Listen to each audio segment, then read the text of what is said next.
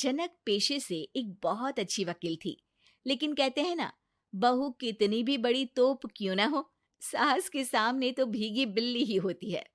अरे जनक, क्या बात है। आज रोटी नहीं मिली अभी तक। ये तेरा कोर्ट नहीं है जो आज फैसला ना हुआ तो कल की तारीख मिल जाए। रोटी तो रोज वक्त में चाहिए। हाँ। माँ जी, रोटी तो कब की बन गई। मैंने आपको कहा तो खाना खाने के लिए, आपने शायद सुना नहीं होगा।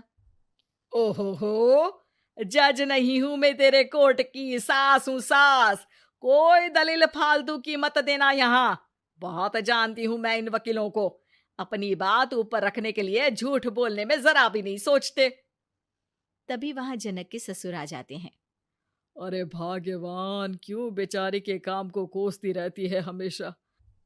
मैं भी तो था वहां जब ये आई थी तुझे रोटी खाने को बुलाने के लिए। सास को तो अब गुस्सा आ जाता है कि कैसे किसी ने बहू की साइड ले ली। अरे वाह जी वाह। वो तो मैं जानती थी कि कोई ना कोई गवाह तो ये पेश कर ही देगी। पर मैं तो अब सीधा खाना खाकर सोने जाऊंगी। मुझे आदत नहीं है किसी से बहसा बहसी करने की। पता नहीं कैसे ये वकील इतना दिमाग लगाकर खुद तो झूठ बोलते ही हैं, साथ में झूठे गवाह भी ले आते हैं। जनक को सास के ताने सुनने की अब आदत सी पड़ जाती है। एक दिन जनक वकील की ड्रेस पर काला कोट पहनकर कोर्ट के लिए निकल ही रही होती है कि अरे कहाँ चली काला कौवा बनकर। टोक दिया ना।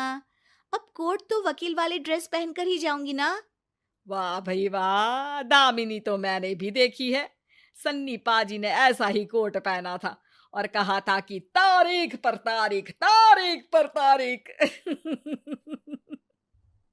मतलब कि कोई बात करनी है तो बोलिए, वरना वक्त नहीं है मेरे पास खराब करने के लिए। अरे पता नहीं तुझ में क्या देखा मेरे बेटे ने, सारा दिन वकीलों वाली बहस करती है, भोली भाली सास के साथ। अच्छा सुन, जो इतनी बहस मेरे आगे करती है ना, जरा अपने बॉस से कर ले, जो 1 साल भी ना हुए तेरी शादी को और काले कपड़े पहना दिए। अंदर जा और लाल कोट पहन कर आ, पता तो चले कि नई नवेली शादी हुई है। अरे माँ जी, कोर्ट में मेरा बॉस क्या करेगा? ये तो पूरे देश की ड्रेस है वकीलों के लिए। लेकिन सास तो ठहरी सास। अच्छा, तो कोई जरूरत नहीं है 2-4 साल कोर्ट जाने की। शादी थोड़ी पुरानी हो जाए तब इजाजत दे दूंगी मैं तुझे काले कपड़े पहनने की। अब क्या था, मन मारकर जनक को लाल रंग का कोट पहनकर कोर्ट जाना पड़ता है। उसके जाने के बाद आहा, बड़ी आई पूरे देश की ड्रेस की बात करने वाली। अरे पहना दिया ना लाल कोट।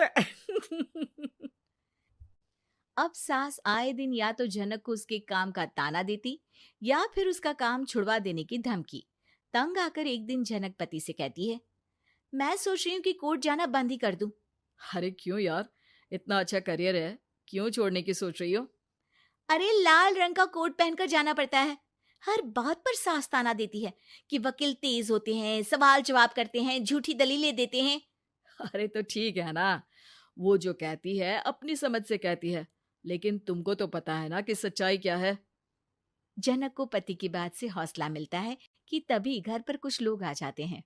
अरे आइए आइए पंच साहब, कैसे आना हुआ? अरे भाई साहब, सुना है कि आपकी बहू वकील है। तभी वहां सास आ जाती है। हाँ है तो, लेकिन क्या हुआ, फिर कहीं बहस कराई क्या? अरे हम तो खुद दुखी है उसके व्यवहार से। अरे भाभी जी, आपको तो पूरा मोहल्ला जानता है कि आप कितना बोलती है। फिर हम यहाँ बहू रानी की कोई शिकायत नहीं, बल्कि अपनी परेशानी लेकर आए हैं। ससुर जी खुश हो जाते हैं। हाँ हाँ, मैं अभी बहू को बुलाता हूँ।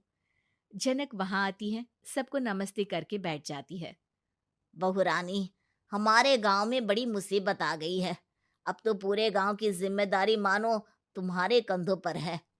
अरे ना ना, इससे तो घर की जिम्मेदारी पूरी नहीं होती, ये गांव की जिम्मेदारी क्या लेगी? भाभी जी, आप चुप हो जाओ। यहाँ पढ़े लिखे लोगों की बात हो रही है। आप जाओ, जरा रसोई से सबके लिए चाय लेकर आओ। मैं कॉफी लूंगी। हाँ हाँ, वकील साहिबा के लिए कॉफी। सास सर पैर सब पटक कर वहां से निकल जाती है। बहू, गांव में पानी नहीं आ रहा है। पड़ोसी राज्य ने हमारा पानी रोक रखा है।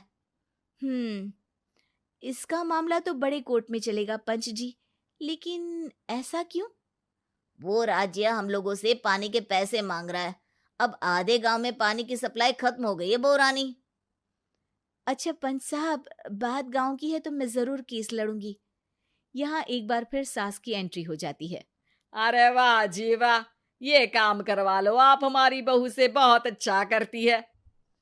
मैं हूं सीधी सादी सास। इस लड़की ने कैसे लड़ लड़ कर मुझे साइड कर रखा है, ये तो अब आपको पता चल ही जाएगा। अरे भाभी जी, आपकी आवाज तो पूरे गांव को सुनाई पड़ती है जब आप बहू रानी को सुंदर वचन सुना रही होती हैं। अरे वकील बहू मिली है, फक्र करो फक्र। हाँ जी हाँ, सारी फकर तो हम लोग ही करें।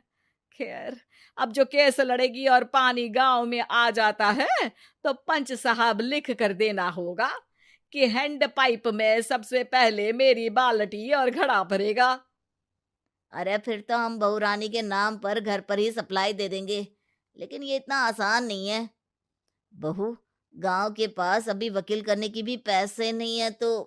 अरे पंच साहब, ये मेरे गांव का मामला है, मैं आपसे एक भी पैसा नहीं लूंगी। सास को बहू की बात पर गुस्सा आ जाता है, लेकिन सबके जाने के बाद झनक मन लगाकर गांव की परेशानियों को दूर करने में लग जाती है। और वो दिन भी आता है कि झनक केस जीत जाती है।